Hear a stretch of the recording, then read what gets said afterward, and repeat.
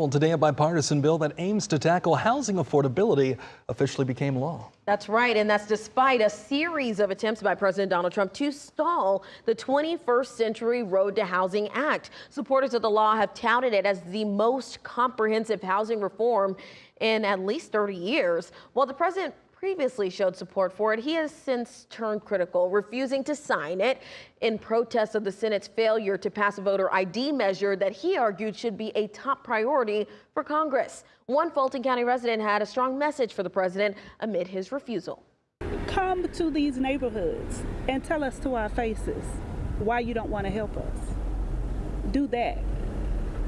And then you'll see who you're affecting, and hopefully you have a heart enough to change your view. President Trump previously called the bill a, quote, big yawn. The measure became a law automatically this morning under the Constitution because he did not veto it.